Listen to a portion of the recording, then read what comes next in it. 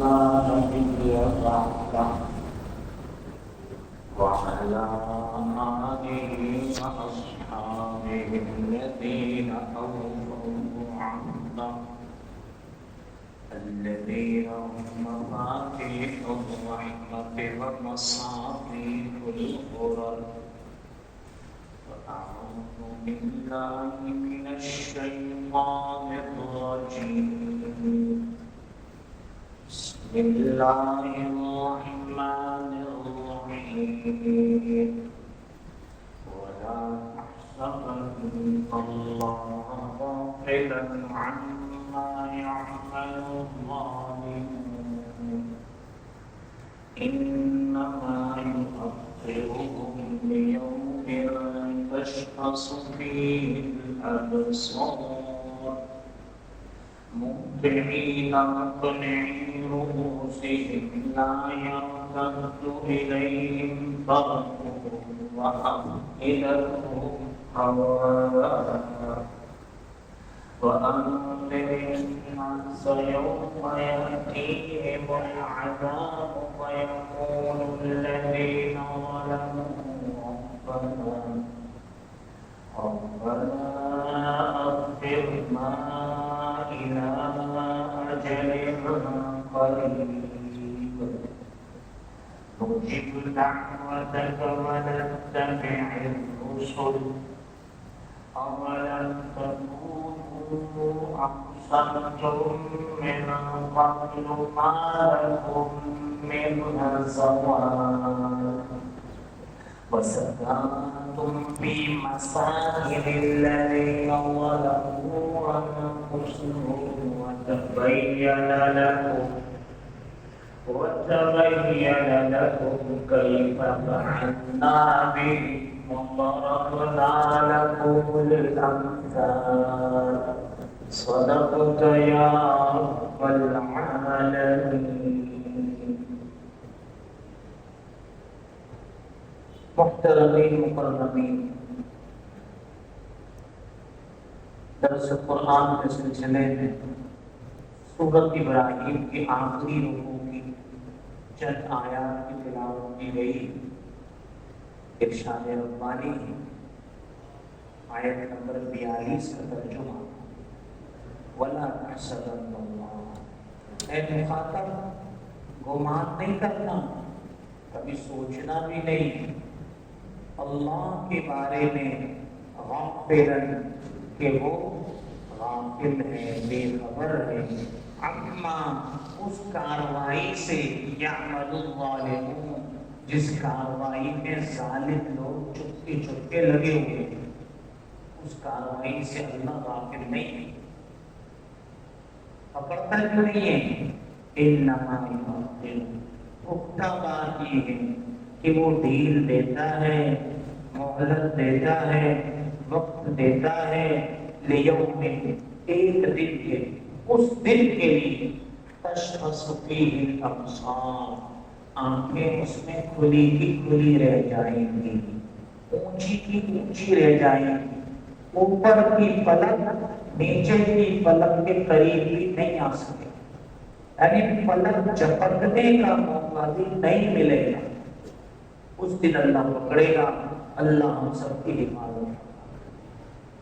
آیت نمبر 43 کا ترجمہ مہطعین، یہ دوڑ رہے ہوں گے، مقنعی رؤوسہم، اور اپنے سروں کو اونچا کرتے ہوئے چل رہے ہیں. دوڑ رہے ہوں گے، اپنے سروں کو اونچا کر رہے ہیں. ظالمین کا کیا ہوگا؟ لا یرتد الیہم طرفہم، ان کی آنکھیں ان تک پلٹ کے واپس نہیں آئیں گی. وَأَفْئِدَتُهُمْ، اور ان کے جو دل ہے ہوا وہ گر رہے ہیں. وَأَفْئِدَتُهُمْ ہوا، ان کے دل نکلے جا رہے ہیں. وَأَفْئِدَتُهُمْ ہوا، ان کے دل اڑ رہے ہیں کہ بس ابھی نکل آئے.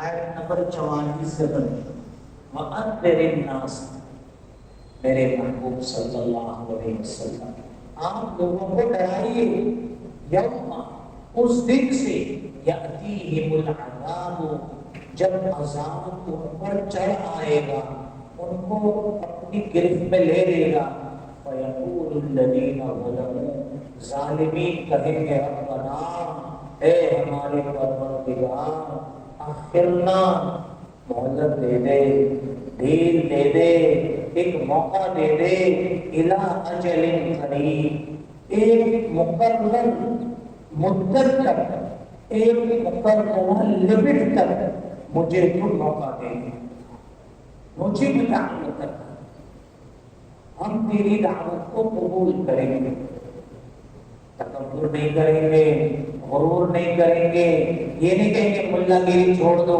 ہمیں سب پتہ ہے، ساری نالج ہمارے پاس، مجھے بھی دعوت، سر نیچے کر کے دل و جان سے آپ کی دعوت کو قبول کریں گے، وَنَتَّبِعِ الرُّسُلَ، اور ہم سب رسولوں کی پیروی کریں گے، نقشے قدم پر چلیں گے، شریف بن جائیں گے، ایک موقع دے۔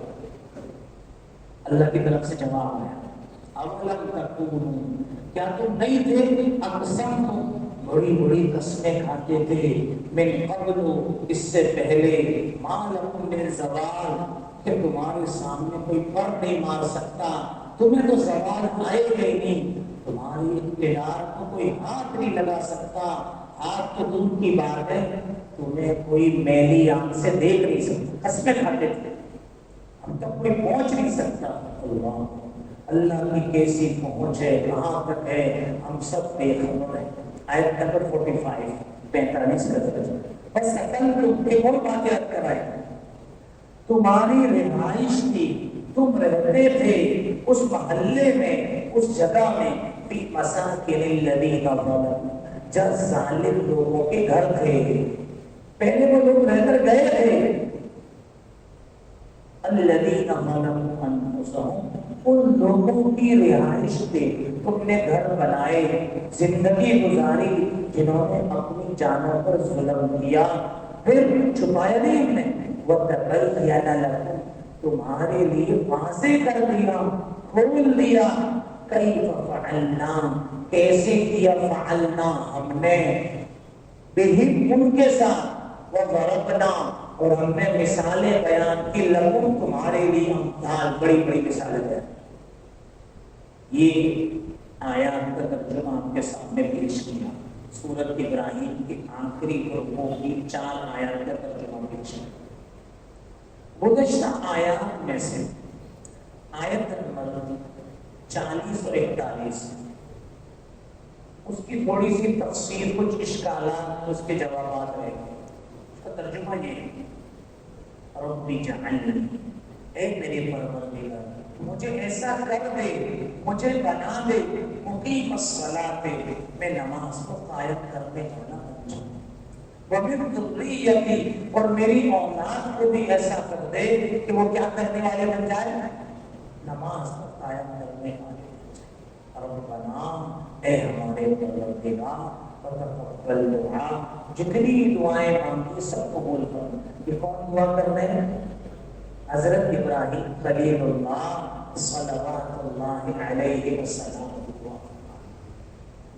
ایک اور ربنا اغفر لی، اے میرے ہمارے پروردگار، اغفر لی، میری مغفرت فرما دے، مجھے بخش دے، ولوالدی، میرے والدین کی بھی مغفرت فرما دے، وللمؤمنین، تمام ایمان والوں کی مغفرت فرما دے، یوم، اس دن، یوم یقوم الحساب، جس دن حساب کھڑا ہو جائے گا، ہمارے سامنے تیار ہوگا، سب لوگ حساب کے لیے کھڑے ہو گئے۔ پہلی دعا جو ابراہیم علیہ السلام نے کی وہ کفار مکہ کے لیے کی، اور جو مکے کے رہائشی تھے ان کے لیے کی، ان کی ناشکری کے ظلم کو آشکارا کیا۔ دیکھو اللہ رب العزت نے تمہیں بیت اللہ کے قریب چودھائیں دی، سب سے بڑا جو علاقہ کا خاندان وہ قریش کا تھا، تو قریش نے تمہیں ہاشمی بنایا، تمہاری عزت کو سارا عرب کرتا ہے۔ پھر 4 جانگے عالم سے لوگ ہر وقت لپکتے ہیں کہ بیت اللہ کی طرف پہنچے۔ میں اور آپ بھی کیا چاہتے ہیں؟ جس کی طرف کہتے ہیں میرا کعبہ شریف کی طرف، وہ کعبہ کیسا ہے اللہ ہمیں بھی دکھا دے، اللہ بار بار دکھا، اللہ کے لیے کچھ مشکل نہیں۔ پھر اللہ رب العزت سے دعا کی، اے اللہ مجھے بڑھاپے میں بیٹا، 99 سال کی عمر میں حضرت اسماعیل علیہ السلام پیدا ہوئے، کوئی سوچ سکتا ہے؟ جوان نہیں کر دیا تو چلو آپ کو پہلے 30-34 سال کا کر دیتے ہیں، نہیں، بڑھاپے میں جو اللہ جوان کو جوانی میں اولاد دے سکتا ہے، وہ رب بڑھاپے میں بھی کیا دے سکتا ہے؟ اولاد دے سکتا ہے۔ 112 سال کی عمر جب ہوئی حضرت اسحاق علیہ السلام کے گھر، ایک کی والدہ حضرت ہاجرہ تو اسحاق علیہ السلام کے والدہ حضرت سارہ، قدرت کی بھی نشانی ہے۔ تو آپ نے دعا کی، اے اللہ میری اولاد کو فیکٹریوں کا مالک نہیں بنا، بڑا وزیر اعظم، بڑا انجینئر، صدر پاکستان نہیں بنا، اس کو نمازی بنا۔ کیا بنا؟ اور ایک نماز ہے جو 1 منٹ میں 4 رکعتیں پڑھ لیں، وہ نمازی نہیں، مقیم الصلاۃ، شرائط کے ساتھ اللہ کو جیسا چاہتا ہے ویسے۔ کیا فرمایا؟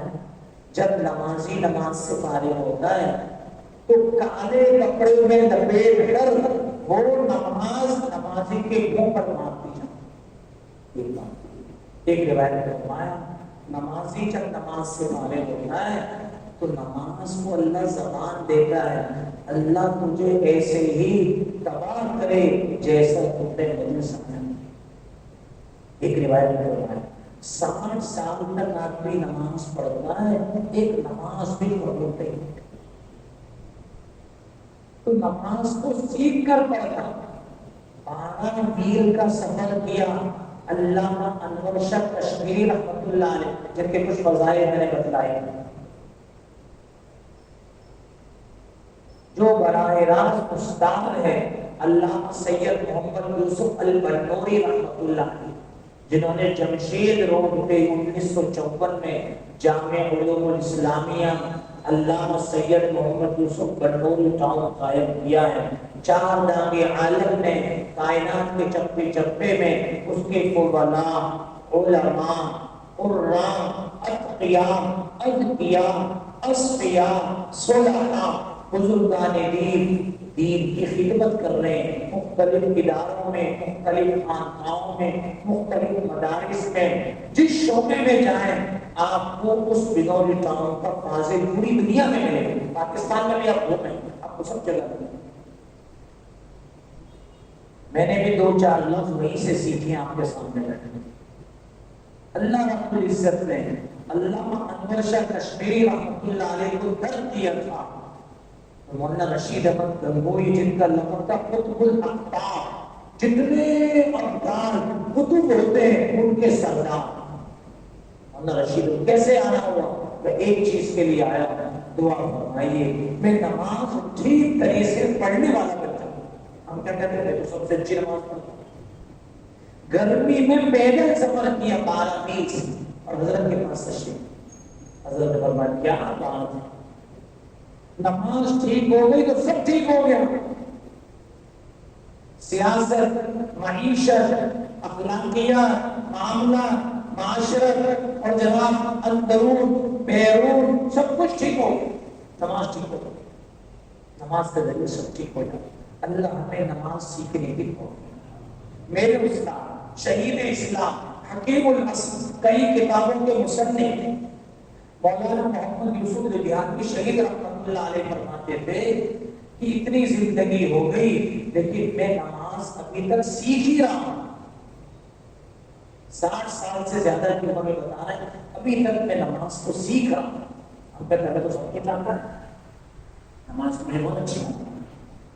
تو 60 سال کے شیخ الحدیث اور علامہ انور شاہ کشمیری رحمۃ اللہ علیہ کو نماز کی فکر ہے کہ نماز میری ٹھیک ہو جائے تو مجھے اور آپ کو بھی بولو بھائی کرنی چاہیے کہ سوچیں گے؟ کرنی چاہیے۔ اللہ ہمیں نماز سنت کے مطابق پڑھنے کی توفیق دے۔ پھر فرمایا مجھے نمازی بنا، ہمیں ضروری ہے کہ میری اولاد کو بھی نمازی بنا۔ تو اولاد کی پہلی فکر یہ ہے کہ وہ او لیول کر لے، گریجویٹ کر لے، بڑا انجینئر بن جائے، بڑی پوسٹ پر لگ جائے. نہیں، ہمیں ضرورت نہیں ہے. میری اولاد کا پہلا کام کیا ہے؟ کیا پڑھے؟ نماز پڑھے. نماز تو نماز میرے دوستوں بڑی ضروری ہے. مروا صبیانکم بالصلاۃ وہم ابناء 7 سنین. آپ حکم کرو، آرڈر تیار کرو، اس کے دماغ میں بٹھاؤ، بوڑھے کے یا جوان کے، بچے کے جس کی عمر 70 ہو کے 7 سال، کتنی 7 کہتے ہیں 7 سال کے بچے کے ذہن میں بٹھاؤ کہ ہمارا پہلا کام، عبادت کی پہلی سیڑھی کیا ہے؟ روز محشر کے جان خداس بود اولین پرسش نماز بود.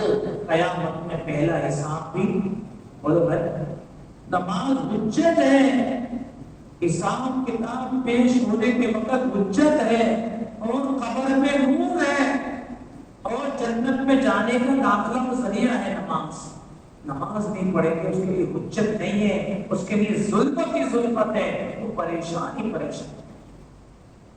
اور نیت کرتے ہیں انشاءاللہ ہلکی آواز میں صرف ہم نماز پڑھیں گے، باقی کسی کو بھی نہیں بولیں.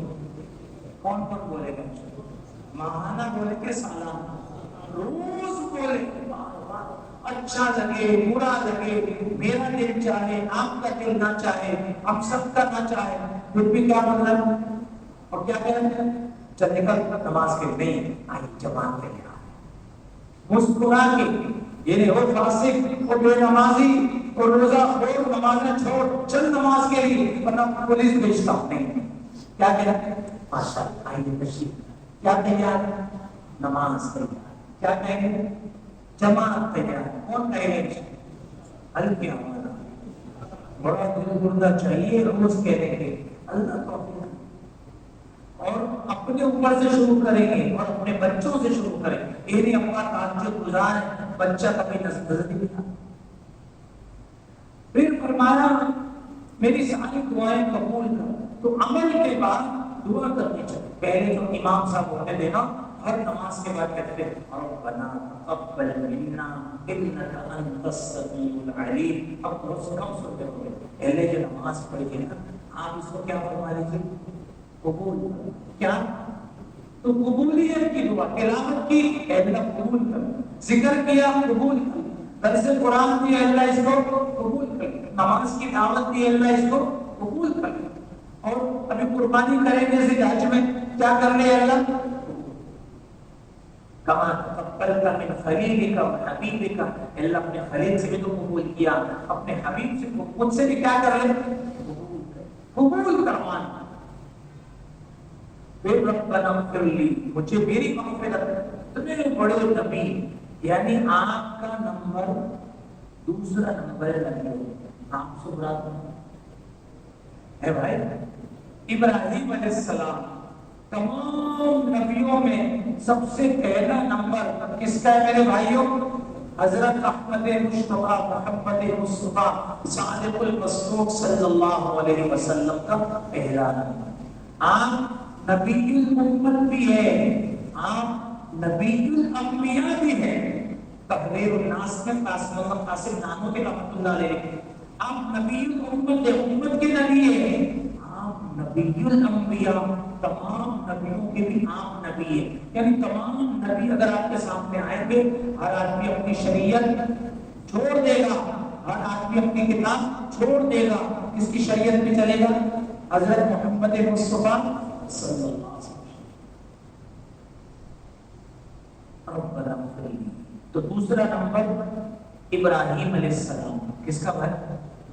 تیسرا نمبر موسیٰ علیہ السلام، تیسرا نمبر موسیٰ علیہ السلام، چوتھا نمبر عیسیٰ علیہ السلام. یہ نبیوں کی درجات کی ترتیب ہے.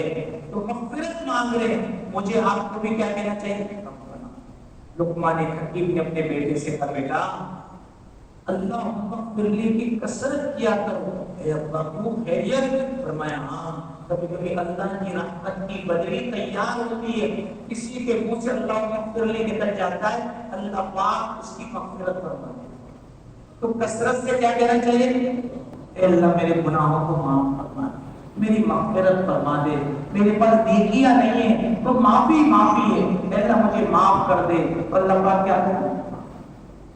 یحییٰ بن اقسم رحمۃ اللہ علیہ کا انتقال ہوا بڑھاپے کی حالت، بہت بڑے شیخ الحدیث، کسی نے دیکھا تو جنت کی بہاروں میں پوچھا آپ کی کیسے مقصد؟ آپ تو شیخ الحدیث تھے، شیخ التفسیر تھے، ساری زندگی آپ نے امامت، خطابت، درس و تدریس کی، علماء بنایا، مفسرین بنایا۔ تو میں نہیں میں اللہ کے سامنے پیش ہوا نا، اللہ نے کہا اے بوڑھے عالم، بڑا گناہ گار ہے تو، بڑا گناہ گار۔ تھوڑی دیر میں چپ رہا کہ میری تو خیر نہیں۔ پھر میں نے کہا مجھ سے معمر نے، ان سے یحییٰ نے، اور ان سے حضرت عمر نے، ان سے حضرت ابو ہریرہ نے، ان سے حضرت عائشہ رضی اللہ تعالیٰ عنہ نے، اور ان سے حضور اکرم صلی اللہ علیہ وسلم نے، اور حضور علیہ السلام نے جبریل امین سے، اور جبریل امین نے آپ سے سنا ہے کہ جو مسلمان اسلام کی حالت میں بوڑھا ہو جائے، اللہ پاک فرماتے ہیں میں اس کو عذاب دے سکتا ہوں، لیکن اس کے بڑھاپے کی وجہ سے اس کو عذاب نہیں دیتا، مجھے شرم آتی ہے۔ اے اللہ، یہ تو میں نے یہ حدیث سنی۔ اللہ پاک نے فرمایا یحییٰ نے بھی سچ کہا، معمر نے بھی سچ کہا، حضرت عمر نے بھی سچ کہا، حضرت ابو ہریرہ نے سچ کہا، حضرت عائشہ رضی اللہ تعالیٰ نے سچ کہا، احمد مصطفیٰ محمد مصطفیٰ صلی اللہ علیہ وسلم نے بھی سچ کہا، اور جبریل نے بھی سچ کہا، میں نے بھی سچ کہا۔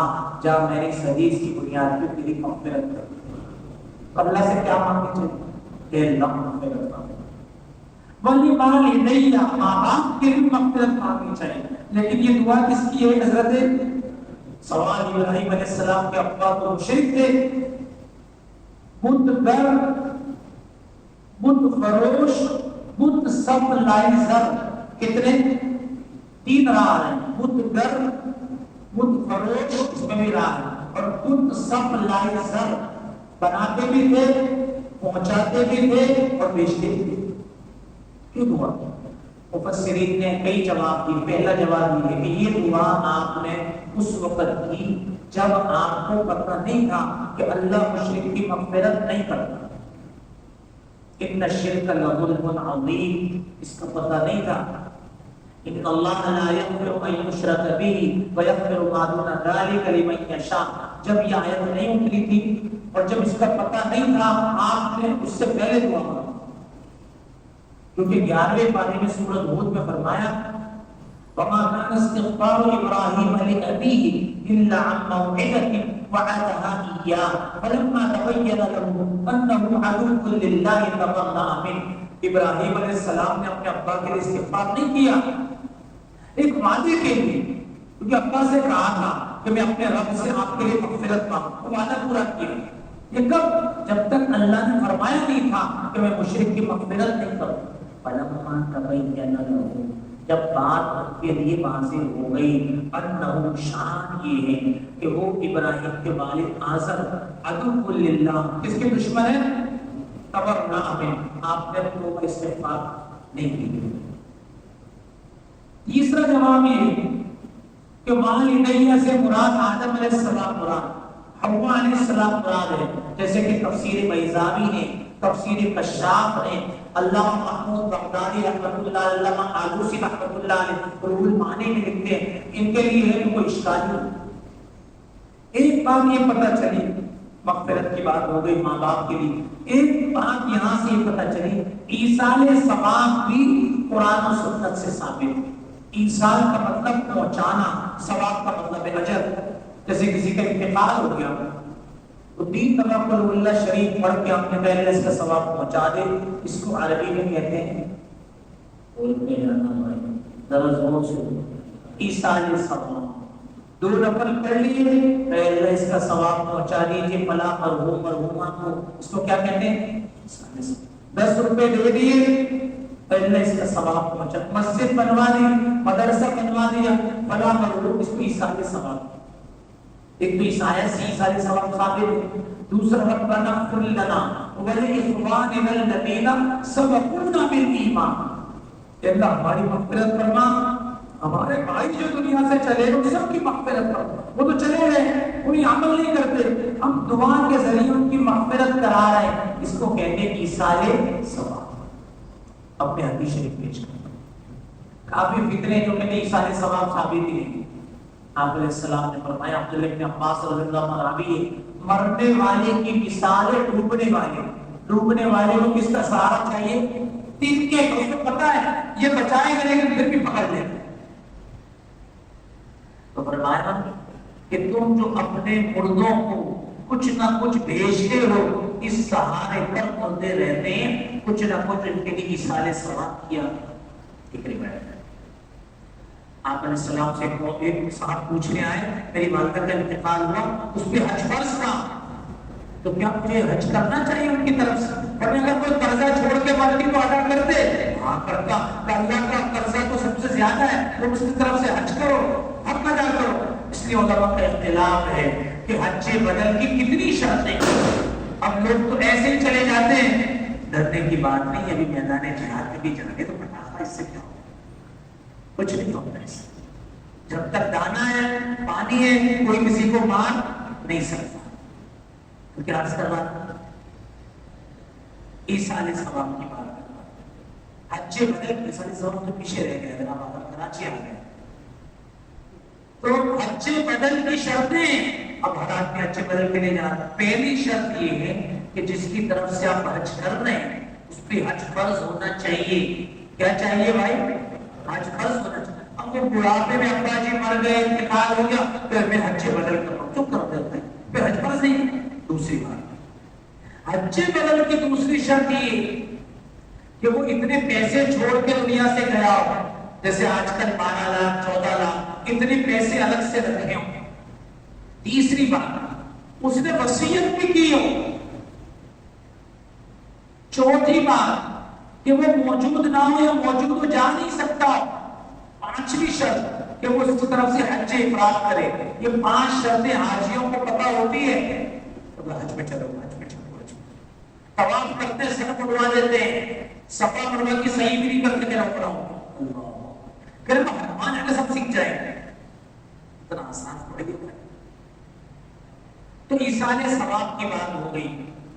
وللمؤمنین، ایمان والوں کے لیے مغفرت مانگنی چاہیے۔ حدیث شریف میں فرمایا، من استغفر للمؤمنین والمؤمنات 25 مرۃ، جو 25 مرتبہ روزانہ مسلمانوں کے لیے مغفرت مانگتا ہے۔ مغفرت کیا ہے؟ جیسے خطبے میں امام صاحب کہتے ہیں، اللہم اغفر لجمیع المؤمنین والمؤمنات والمسلمین، بس اتنا کہہ رہا ہے 25 مرتبہ۔ کان من الذین یستجاب لهم، اللہ پاک پہلا انعام یہ دیتا ہے جو سب مسلمانوں کی مغفرت مانگتا ہے، اللہ اس کو مستجاب الدعوات بناتا ہے۔ لوگ تو اسم اعظم تلاش کرتے ہیں، یہ سب سے بڑا اسم اعظم۔ پھر فرمایا وَيُرْزَقُ بِهِ أَهْلُ الْأَرْضِ، یہ جو مغفرت مانگتا ہے 25 مرتبہ تمام مسلمانوں کے لیے، اللہ اس کی برکت سے تمام بے روزگاروں کو روزگار دیتے ہیں۔ سبحان اللہ، کتنی بڑی کرامت ہے اس کے لیے جو آدمی 25 مرتبہ کیا مانگے؟ ایمان والوں کی مغفرت۔ کون مانگے گا؟ روز 25 مرتبہ۔ یوم یقوم الحساب، حساب کتاب کا جو دن ہے، اس دن جو کھڑا ہوگا اور اللہ کے سامنے آدمی کھڑا ہوگا، حدیث شریف میں فرمایا کیفیت یہ ہوگی جیسے بکری کا بچہ پیدا ہوتا ہے تو وہ جب کھڑا ہوتا ہے پھر گر جاتا ہے، پھر کب کبھی تاری ہوگی، تو اللہ کے سامنے جب فرشتے لوگوں کو لے کر آئیں گے اور ایک ایک کا الگ الگ حساب ہوگا، لیکن بینہ و بین ترجمان، کوئی ٹرانسلیٹر نہیں ہوگا، براہ راست اللہ پوچھے گا، اس سے پہلے بندہ سیدھا سینہ تان کے کھڑا ہوگا، بھائی کیسے کھڑا ہوگا؟ گر جائے گا، کب کبھی تاری، اللہ ہمارے حال میں رہے، ہم حساب کے لائق نہیں، اللہ ہی رہے۔ آیت نمبر 42 میں اللہ پاک فرما رہے ہیں کہ مشرکین مکہ سے خصوصاً اور تمام ان لوگوں جو ظالم ہیں اپنے کسی بھی عمل میں، وہ یہ نہ سمجھیں کہ اللہ رب العزت ان سے غافل ہے، اللہ کو پتہ نہیں چلتا خبر نہیں ہوتی، اللہ کو اللہ غافل ہے، نعوذ باللہ، ولا تحسبن اللہ۔ اے مخاطب، اس بات کو نہیں سمجھنا کہ اللہ غافل ہے عما یعمل الظالمون، ظالمین جو کارروائی کرتے۔ حدیث شریف میں فرمایا ان اللہ، بخاری شریف کی روایت، لا یملی الظالم، ظالم کو اللہ ڈھیل دیتا ہے، اتنی ڈھیل دیتا ہے وہ سمجھتا ہے تو کوئی میرے پاس پھٹک نہیں سکتا، کوئی آ ہی نہیں سکتا، دور دور تک دشمن اب نظر نہیں آ رہا، حتی اذا اخذہ لم یفلتہ، جب اللہ اس کو پکڑتا ہے تو وہ بھاگ نہیں سکتا۔ اللہ ہم سب کی بات، تو وَلَا تَحْسَبَنَّ اللَّهَ غَافِلًا عَمَّا يَعْمَلُ الظَّالِمُونَ، ظالمین جو چپ کے کارروائی کر رہے ہیں، اللہ فرماتے ہیں کو بتا دو کہ وہ غافل ہے۔ قیامت تک کے جتنے لوگ ہیں سب کے بارے میں جو کسی نہ کسی ظلم میں ہے، چاہے وہ اقتدار کی وجہ سے ہے، اندرونی معاملات میں، بیرونی معاملات میں، کسی ادارے کے بڑے ہیں، کسی جگہ کے بڑے ہیں اور چپ کے ظلم کی کارروائی کر رہے ہیں، اللہ فرماتے ہیں غافل نہیں ہے، پکڑتا تو نہیں، اتنے غلط غلط فیصلے کر رہے ہیں، چوڑے ہو کے چلتے ہیں، خود کھلا رہا پلا رہا ہے، سلا رہا ہے، انما یؤخرهم، ان کو بے شک ڈھیل دی جاتی ہے، لیوم تشخص فیہ الابصار، کہ جس دن آنکھیں پھٹی کی پھٹی رہیں، آنکھیں کھلی کی کھلی رہیں۔ جیسے ایک آدمی کے سامنے ایسی بات آئے جس کا فہم و گمان نہ ہو اور وہ ثبوت سے پیش کر دی جائے تو اس کی آنکھیں بند ہوں گی، بولے بھائی کھلی کی کیا ہوگی، اس کو کیسے خبر لگی، اس کو کیسے پتہ چلے؟ تو جب اللہ کی پکڑ آئے گی، تشخص فیہ الابصار کا مطلب یہ کہ یہ اوپر کی پلک نیچے کی پلک سے سلام دعا نہیں کرے گا، ابھی تو تھوڑی دیر میں بند ہو جاتی، چپک نہیں سکتی، پھٹی کی پھٹی رہے گی، اوپر کی اوپر رہے گی، اتنا وہ پریشان ہے۔ حدیث شریف سنا کر اپنے درس کو ختم کرتا ہوں۔ حدیث شریف میں فرمایا قیامت کا دن ہوگا، ایک آدمی کی 50 نیکیاں اور 50 برائیاں ہوں، اللہ پاک فرمائیں گے ہمارا تو فائدہ ہے، فَأَمَّا مَنْ ثَقُلَتْ مَوَازِينُهُ فَهُوَ فِي عِيشَةٍ رَاضِيَةٍ، جس کی نیکیوں کا پلڑا بھاری ہو گیا وہ ایسی زندگی میں ہوگا کہ اس سے خوش ہوگا۔ تو تیرا تو برابر ہے، ایک نیکی لے کر نیکی لے کر آتا ہوں۔ دنیا میں آپ نے دیکھا ہوگا باپ کے لیے آدمی جان دے دیتا ہے، کس کے لیے بھائی؟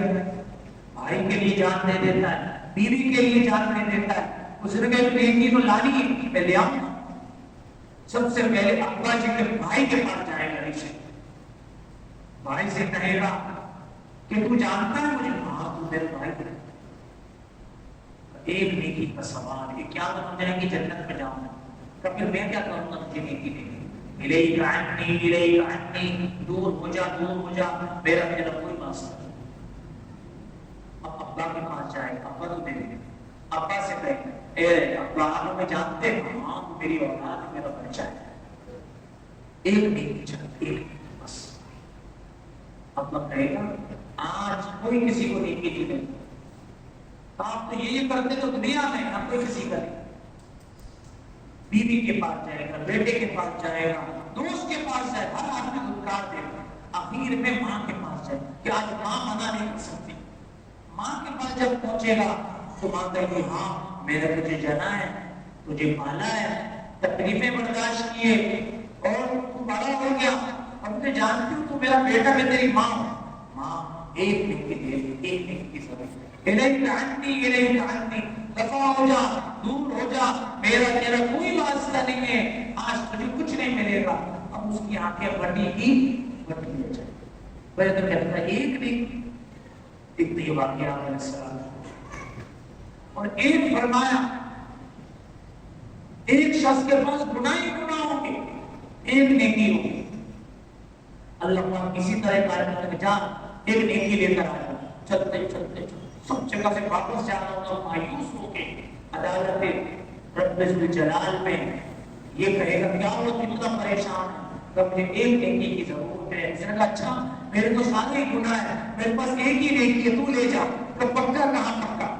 اللہ کے پاس، اللہ کہے گا کیا ہوا؟ فلاں ابن فلاں نے مجھے نیکی دے دی، میں اس کو لے کر اللہ کی بارگاہ میں پہنچے، اللہ تعالیٰ پوچھیں گے یہاں کوئی کسی کو نیکی نہیں دے سکتا، تو نے کیسے نیکی دے دی؟ اے اللہ میرے تو رجسٹر سارے گناہوں سے بھرے ہیں، ایک ہی نیکی تھی، میں نے کہا میرے کام نہیں آئے گی، میرے بھائی کے کام آئے گی۔